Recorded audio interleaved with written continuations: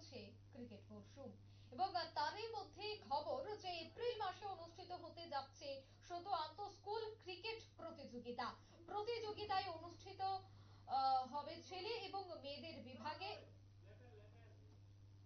31শে মার্চের মধ্যে নাম নথিভুক্ত করতে হবে রাজ্য ক্রিকেট সংস্থা, এমনটাই খবর। মূলত এপ্রিল মাসে অনুষ্ঠিত হচ্ছে সদর আন্তঃ স্কুল ক্রিকেট প্রতিযোগিতা, সেই বিষয়টা নিয়েই আমি বিস্তারিত জানবো। টেলিফোন লাইনে রয়েছে ক্রীড়া সাংবাদিক বিপ্লব চন্দ্র। বিপ্লব দা, কি আপডেট পাচ্ছ?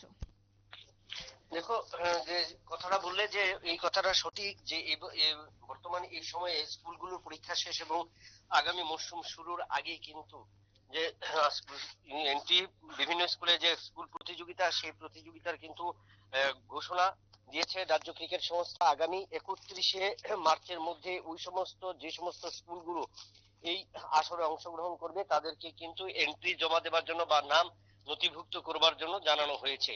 অর্থাৎ এই অনূর্ধ্ব 14 স্কুল ক্রিকেট প্রতিযোগিতা এবং সেই ক্রিকেট প্রতিযোগিতাকে ঘিরে কিন্তু রাজ্য ক্রিকেট সংস্থার যে পরিকল্পনা, সেই পরিকল্পনার খবর ইতিমধ্যে বিভিন্ন জেলা এবং মহকুমাগুলোর স্কুলগুলোতে পাঠানো হয়েছে।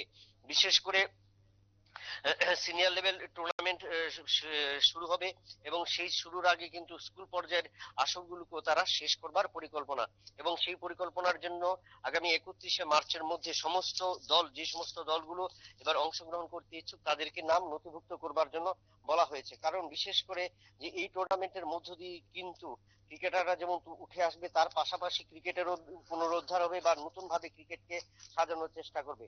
এবছর আমরা দেখেছি যে মহিলা ক্রিকেটে যেখানে গত বছর 7টি দল ছিল টি-20-তে, সেখানে কিন্তু এবছর 12টি দল করা হয়েছে। এবং তাই এবছরও কিন্তু এই অনূর্ধ্ব 14 ক্রিকেট প্রতিযোগিতার জন্য ছেলে এবং মেয়েদের যে আসর হবে তাতেও রাজ্য ক্রিকেট সংস্থা চাইছে ক্রিকেটের আরো পরিকাঠামো উন্নয়ন এবং খেলোয়াড় তুলে আনার। এবং তার পাশাপাশি শুধু ক্রিকেট খেলা নয়, ক্রিকেট খেলাকে কেন্দ্র করে ইতিমধ্যে বেশ কয়েকটি স্টেডিয়ামও কিন্তু রাজ্য ক্রিকেট সংস্থার আওতাধীন রয়েছে এবং সেই সমস্ত ক্রিকেট স্টেডিয়াম গুলো কিন্তু তারা তৈরি করে নিয়েছে। এবং যেহেতু স্টেডিয়াম গুলো তৈরি করে নিয়েছে এবং সেই ক্ষেত্রে রাজ্য ক্রিকেট দল অ্যাসোসিয়েশনও তাদেরকে নিয়ে এই পরিকল্পনা বাস্তবায়নের জন্যই কিন্তু তারা দিন ঘোষণা করেছে।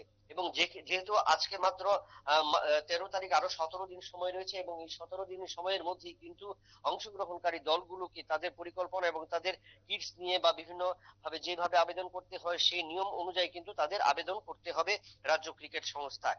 এবং সেই অনুযায়ী অনেক গত বছর এই আসরে যারা অংশ নিয়েছিল তারা ইতিমধ্যে কিন্তু ময়দানে নেমে পড়েছে এবং নতুন নতুন দলগুলো যদি নামার ইচ্ছা থাকে বা পরিকল্পনা রয়েছে, এবং তাদেরকেও সেই আশ্বাস দেওয়া হয়েছে তারা যেন 31শে মার্চের মধ্যে তাদের নাম নথিভুক্ত করে রাজ্য ক্রিকেট সংস্থায়।